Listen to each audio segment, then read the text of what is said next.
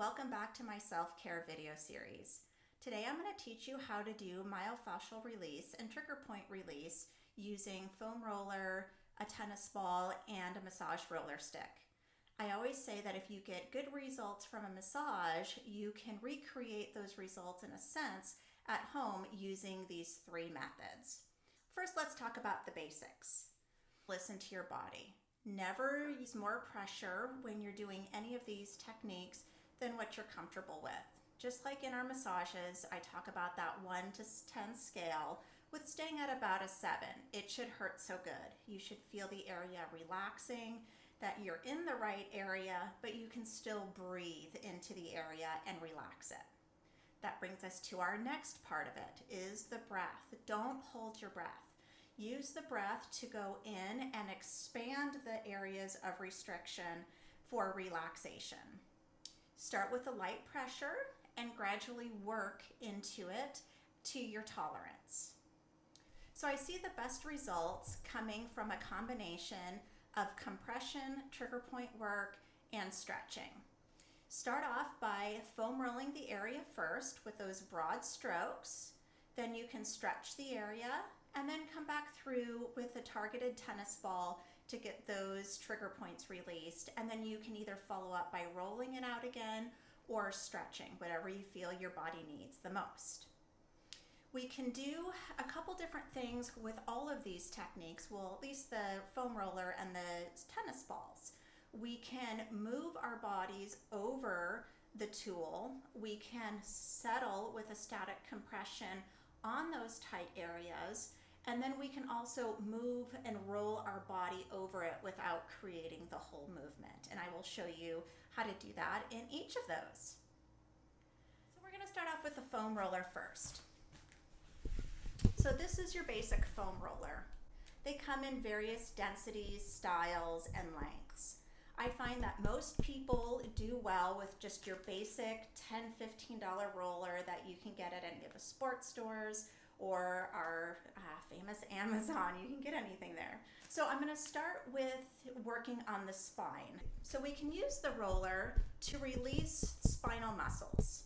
So with all of these techniques, I want you to keep in mind that it does take a certain amount of upper body strength and core strength. I don't want you getting on the foam roller feeling weak, unsteady. If you're feeling any of that or the thought of it feels like you might not do well with it, then please listen to your body. But it's important to maintain good form, go slow, and go to your tolerance with all of these. So I'm going to start with the spine. One of the easiest ways that you can use the foam roller is by laying right on top of it. So you're going to start by putting your tailbone, put your buttocks right on the end of it, and then slowly lower yourself down. And at this point, you can have your head supported. If you feel like you need a little bit of a neck stretch and you don't have any issues with extension, you can scoot back on it so your head comes all the way off. So this in itself can be really relaxing for the spine and also opening up the shoulders. If you're feeling a little unsteady, spread your feet apart just a bit so that you've got a nice firm base. From here you can do the angel arms that I showed you in the stretching video. So you're just going to bring your arms up and then think about your elbows scraping the floor and coming down to your hips. And just like in the stretching video, you're going to use those same breathing instructions. You're going to take a nice deep breath in, exhale as you go into it, and another nice deep breath in as you come out. And you can do that a couple times to help target the front of the shoulders. So this may be enough of a relaxing stretch for you. If you would like to take it a little bit further, you're going to scoot back down. You're going to gently either roll off to the side or with supported arms, come up. And now we're going to work with the foam roller in a horizontal position. So you're going to start with it right at your low back, using your core muscles and your arm strength. You're going to come up just so it's on at the base of your spine. And you're going to slowly lower yourself down as that foam roller rolls along the whole spine. So I'm keeping my core engaged. I'm paying attention to my neck, so I'm not creating a lot of tension in my neck. And I'm just rolling down the whole length of my spine. So as you come through and you're doing this, if you find any point of restriction and you want to settle a little bit more, you can. You can work areas a little bit more as you need it. If you need to come up a little bit, if it's too much pressure, using your core, you can adjust the pressure on the foam roller. So you can come back if you need a little bit of extra work in your low back. Using your feet, pressing through the heels, you can get a really nice low back massage.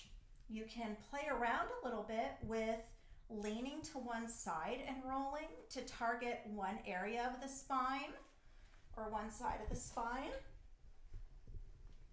and just work it until you feel the muscles release.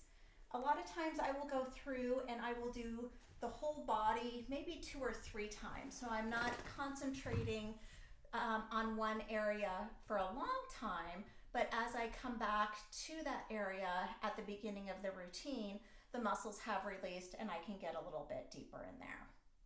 So as we're working the back line of the body, I'm going to show you how to work the back of the shoulders and the rotator cuff.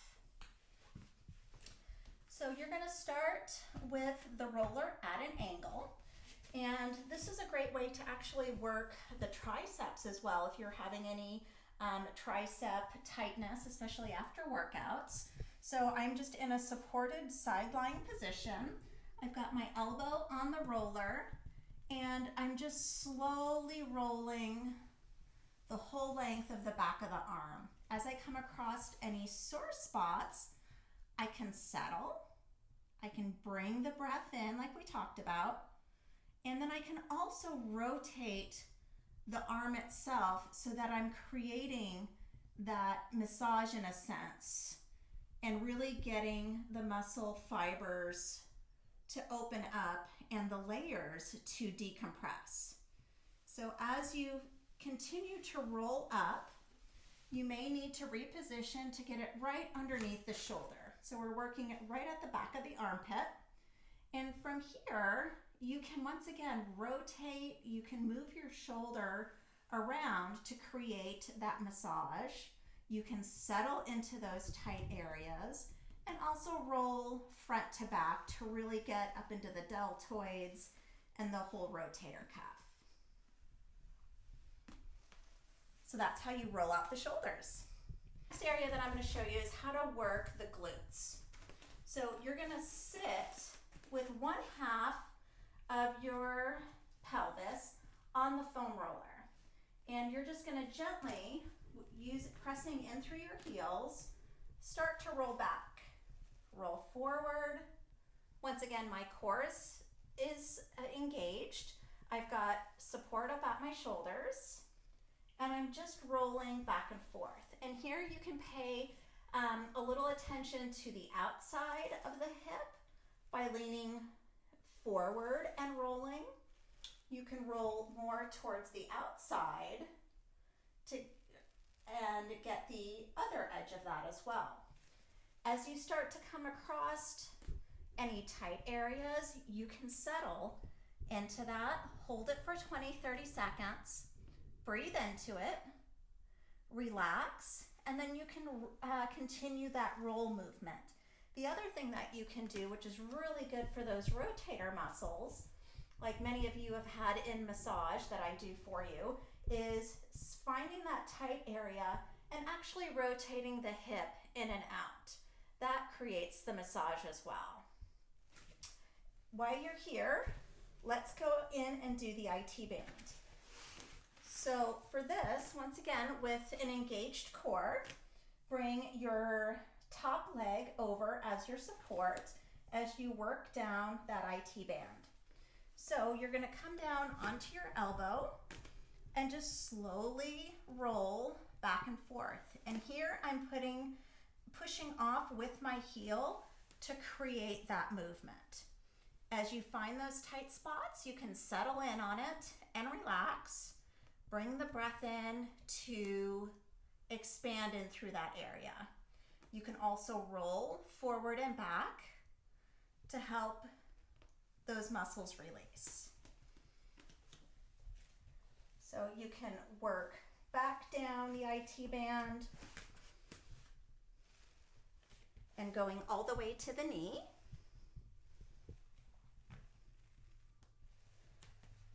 And settling on any trigger points, any tight areas that may need extra work. So from here, you're going to gently roll over, and we're going to get the hamstrings all the way down to the calves. So here you're just going to raise yourself up again with an engaged core, and you're going to roll through those hamstrings. And if you need to reposition it, bring it down a bit.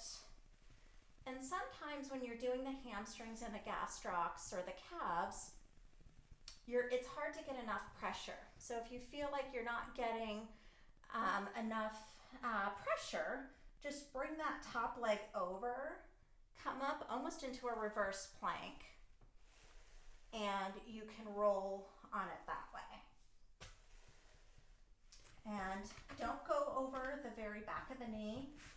Come back, reposition it so it's just under, pushing in through that right heel, rolling back and forth like a rolling pin, rolling out dough. And then you can, once again, rotate the hip back and forth, settle on those tight areas, and work all the way down. If you feel like you need a little bit more support, come up with that engaged core, and you can really work those muscles and those trigger points.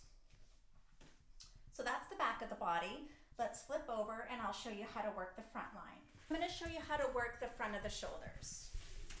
So laying on your belly, you're going to bring the foam roller at an angle, and you're just going to bring your shoulder over it. And you can roll back and forth like we've done, roll out the dough. You can settle in the areas, or you can rotate, pivot the arm to get into those areas that may be tight and painful. If you feel like you need a little bicep work, you can bring it up this way and just roll along it. Settle in any tight areas, rotate it, move it around, listen to your body. Coming up into the front of the shoulder can be tricky, especially for women. You don't want to roll across any breast tissue. For men, you can actually foam roll the whole pec all the way up to the sternum. That can feel really good. But for women, just go to the front of the shoulder there, and it should be enough to really get you some relief. So let's go on to the quadriceps. So you're going to start with the foam roller horizontal like that. You're going to start at the knee, almost in a push-up position, and you're just going to slowly roll back. And if you get to the point where you feel like you need to readjust, bring it up a little bit so that you can continue to roll on it. So coming down onto the forearms, you can get even more pressure on that quadricep. And you can work up a little bit into those hip flexors as you stretch back. And here you can also rotate to work through those layers. You can roll on top of it, and then you can also settle into those tight areas. So So the other area that's really important to work are the muscles of our inner thighs.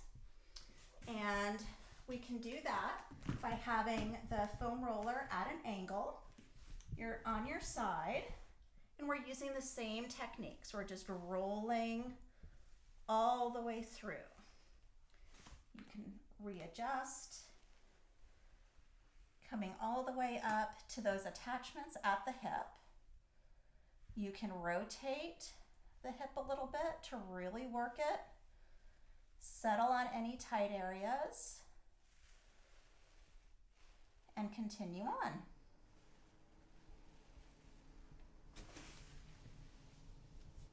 So that's the basic idea for foam rolling. You can do it almost anywhere in the body. So the next thing I'm going to show you is how to use a tennis ball for foam rolling. Favorite way of using a tennis ball is by using 2 tennis balls. Some people really like to bring them together and tape them so that they don't move apart. My favorite way of using it is in a sock. Find a mismatched sock that you no longer has use. Put both of them in and bring them all the way down. And what's great about this technique is that some areas you're going to want the surface area of 2 balls. Sometimes you're only going to want 1. When you only need 1, you can just push the other one out of the way. So it's super versatile. This is my go-to self-care when I'm traveling. It packs well.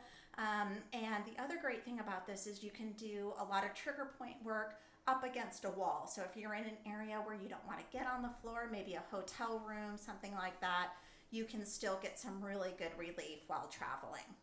So the basics of the tennis balls are going to be kind of the same as our foam roller. So we can use it on the spine. Let's get this guy out of the way.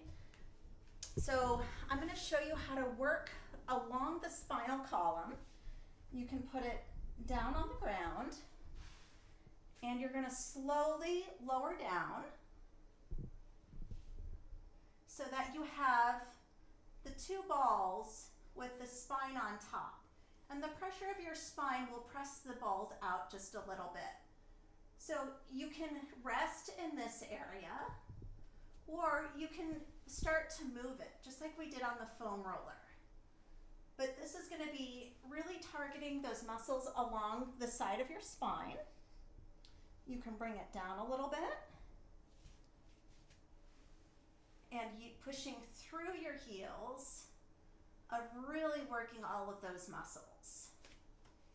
My other really favorite way of working individual segments is in that same position and coming up and doing a little mini crunch over the ball. You can really get some good release in through those spinal muscles.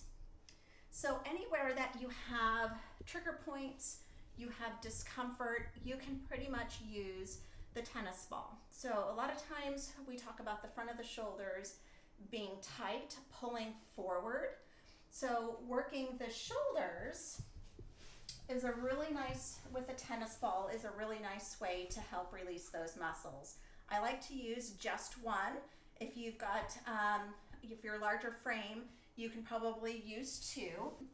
So we can use the tennis ball to create a massage by moving the arm up and down and rotating in different positions as we roll over onto that shoulder.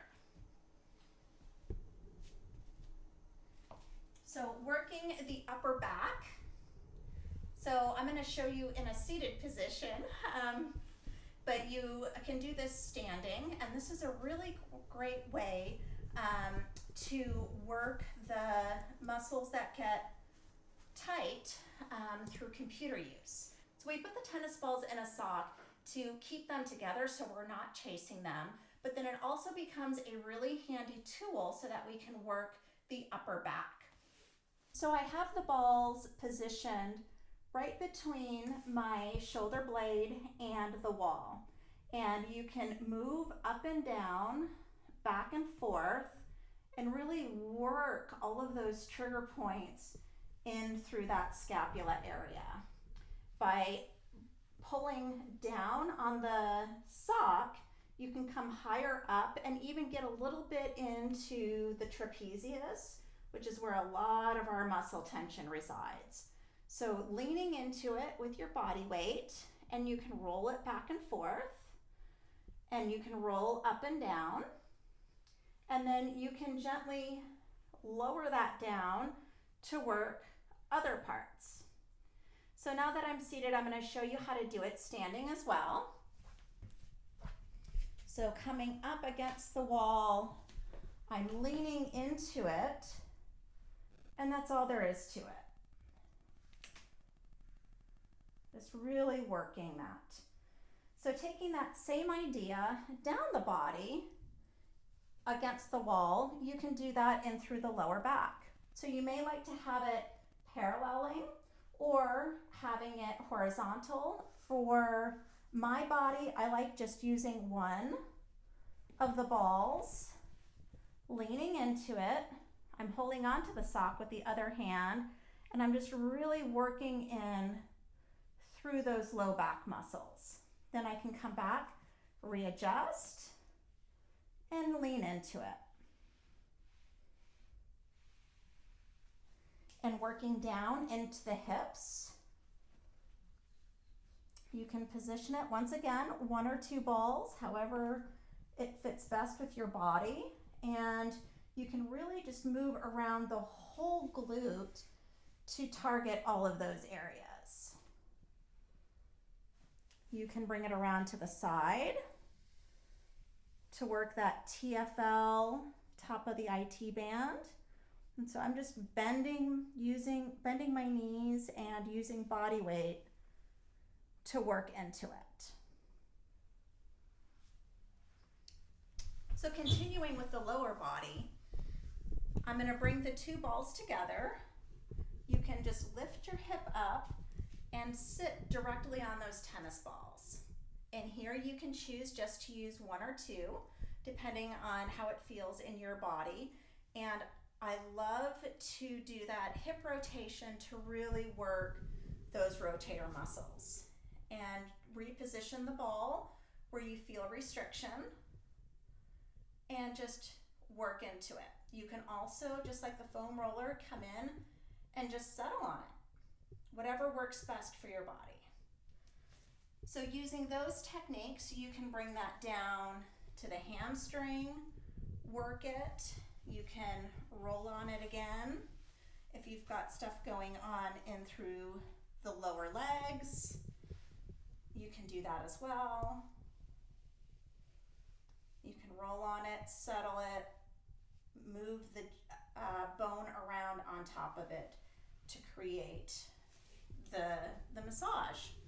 So we did talk about the back of the shoulders and the rotator cuff. So that's going to be kind of like what we did before. So you can roll on it. You can settle in, and you can also move the bone to create the massage.